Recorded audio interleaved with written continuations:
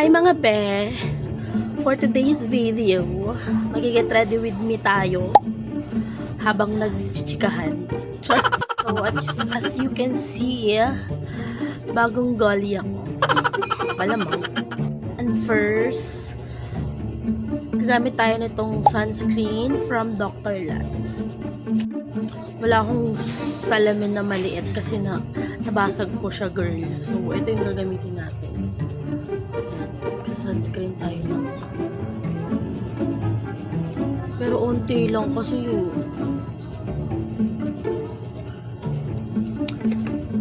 Diba? Get ready with me nang walang pupuntahan. Charot. So yan, kinat ko. Kasi pangit ako mag-blend. Diba? Wait lang ah. So ayan. Si Tanga. Nakalimutang mag-primer. Diba? Nauna yung sunscreen. Pero okay na. So, after nating mag-sunscreen, proceed na tayo sa foundation. Kasi si Tanga nga, hindi ka nakapag-primer. And yun nga, while nagpa-primer tayo, chichikahin ko muna kayo. And alam nyo ba mga be, na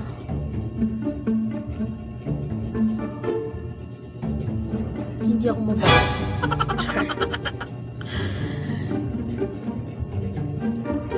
Kasi hindi ako,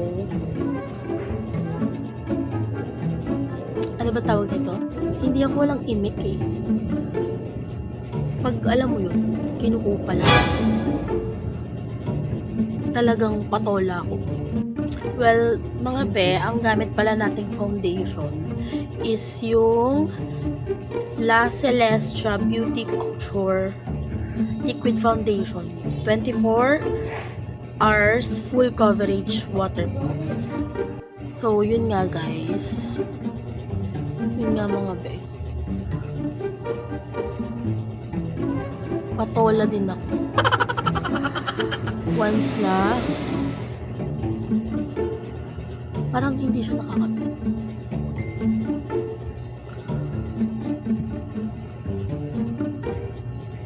Once na alam mo yun, mini-make fun ka. Wait lang. Alam mo yun, yung mini-make fun ka ng hindi mo naman siya close, hindi mo rin naman siya. Sino ka? Gago! Diba? Like 100% alam mo na ayaw sa'yo nung tao na yun. Tapos makikita mo na mini-make fun ka. Well, kahit hindi niya dinadrop name, pero alam na alam mo naman, syempre may common sense ka, kaya alam na alam mo at magigets mo na ikaw yung tinutukoy niya. Sana all. Diba? Isa pa yun. Yun yung pinaka pet peeve ko sa lahat, mga be. Alam mo yun, yung obvious naman na para sa kanya yun, tapos i-deny mo pa or i-deny pa sa'yo, like duh, wala ka bang otak? Like, is this Tagalog? Bobo. And yun talaga yung pinaka pet peeve ko sa lahat, mga ganong tao. So, after natin mag-foundation, gamit naman tayo nitong eye concealer.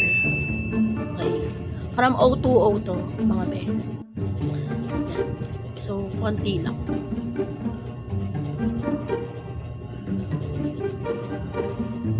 Yan. Maganto lang. Dapat talaga onti lang. Pero kasi, sinasagad ko siya ng paganyan. Kasi mahaba yung eye bags ko. So, hindi na ako nag-lip balm kasi wala. Naubos na yung mga lip balm ko. And yan mga be, blend lang natin siya gamit itong maliit kong sponge. Actually, ngayon na lang tayo nakakapag get ready with me. Kasi, ang daming ganun ng buhay ko. And ngayon lang din ako sinipag maglaban ng mga brushes ko kasi tinatamad ako. At after nung eye concealer natin, gagamit naman tayo nitong soft creamy contour natin. Siya guys. Super tagal na nito sa akin kaya hindi ko alam kung may laman pa siya. So sisimutin natin. And yun nga mga be, back to the chika. Kung alam mo naman sa sarili mo na ang tawag nito? Kung alam mo sa sarili mo na low-key stalker ka nila o low-key nang i-stalk ka lang naman sa buhay nilang tahimik, shut up ka na lang. Hindi na siya umayos, diba? Sorry na, lakas ako sa lamin. Dito na ako nakatingin. Shut up ka na lang, nak, diba? Huwag mo pahirapan yung sarili mo. Kung gusto mo mang-stalk ka na lang. Hindi yung di malaman kung patola ka o papansin ka ba or what. Like, this is Tagalog. Bobo. Li pala. Is this Tagalog? Diba? Hindi kasi malaman eh. Hindi kasi namin ma-identify. Hindi namin ma-figure out. Sorry. Mali yung grammar ko. Hindi namin ma-figure out kung anong pinuputok ng butchim. Like, nak, usad na. 1 year na oh. Isipin mo na lang yung dream, dream family mo. Ka nga lang maglolo ko. Baka magloko ka na naman, edi ligwak ang dream family. Kasi baka magulat na lang kami makakalawa. Iba na naman yung live-in partner mo. Like, is this Tagalog? Wow, coming from me Pero ako kasi hindi ako ganun eh. Pwede na! Alam mo kapag hindi ikaw ang problema sa inyo, sumusubok silang bumalik. Sa'yo ba? By the way, gagamit tayo itong setting spray ko para hindi agad matanggal yung wait lang. So, yun. Okay na siya. And magkikilay na tayo. Yan ha. Fake eyebrow lang ang gagawin natin. Hindi fake self. Na. So, daily reminder lang mga be. No? Na kung mumupal kayo ng mga bago ng ex nyo, make sure lang na hindi patola yung bago ng ex nyo.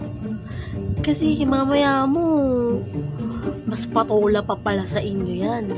Tapos, pa-victim kayo na kayo yung inuunahan. Like, is this Tagalog? Mukhang tanga ang puta. Pag napikon kayo, sasabihin nyo na naman, kayo yung inuunahan, kayo ang unang pinaringgan or what. Like, pag pikon. Yan guys, after yan ibabrush natin. Hindi naman yung ganyan. Yan siya be. After mabrush, hindi perfect pero pwede na. And disclaimer lang pala, Hindi tayo professional na makeup artist. Eme lang tong makeup natin. Makeup look natin. Ito lang yung daily routine. Gagamit tayo ng blush. Grabe, maubos na yung blush on natin. Kakagamit araw-araw. Blend lang. Blend lang natin. No? Very lights. Lights.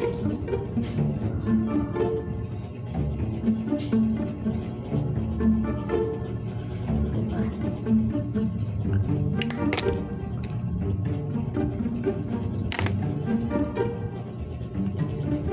Pero alam nyo, sa personal, very approachable ako. Wait, hindi naman kasi ako mga war freak. Sa personal. Mabait nga ako eh. Ewan ko ba? Bakit ginagawa tayong kalaban ng mga kaaway ng mga tanga? Binulong pa eh. So, hindi ko alam kung anong shade nitong blush on ko. Pero, from La Mela siya. Mumurahin lang eh. Hindi pa ako nag-upgrade ng pang blush on kasi wala naman ako mga event na pupuntahan eh. Diyos ko naman. Parang dito lang ako lagi sa bahay. Trabaho, bahay lang. Pero soon, mag-upgrade na ako ng mga makeup ko pag nakalipat na kami ng bahay. Kasi inuuna namin yung mga priorities. So, yan. Nag-lip tint na tayo mga be. Hindi ko napapakita sa inyo yung lagay ng lip tint ko kasi baka i-bash nyo pa ako. Sure. Pero itong lipstick ko is from Hero Orange. Napaubos na. And sa recent vlog ko, kung mapapanood nyo doon, ni-review ko na to.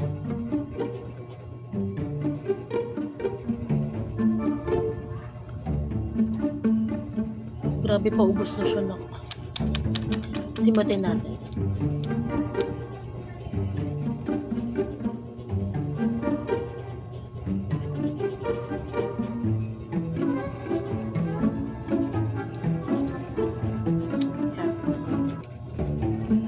Diba? Hindi na ako nag-eyelash ngayon kasi feeling ko bigat kasi niya sa pilik mata. So, pahinga muna. So, ayan na. Ayan na yung final look natin. Hindi na natin binongga. Kasi nga, diba nga, daily makeup look lang. So, tinaway mo! Charot. So, yan lang siya, guys. Sana kahit pa paano may natutunan kayo. Sa daily routine. Hindi pa nga ba kasi sa daily makeup routine ko. Yan. Sana may natutunan kayo. And, yun lang. Thank you guys. Thank you mga Nakita ko siya, di makapaniwala. Sa tagay ng ganda, di naman ko. Teka, bakit ganito? Ba't napaparapat ko? Di ba sabi ko sa'yo, huwag mo na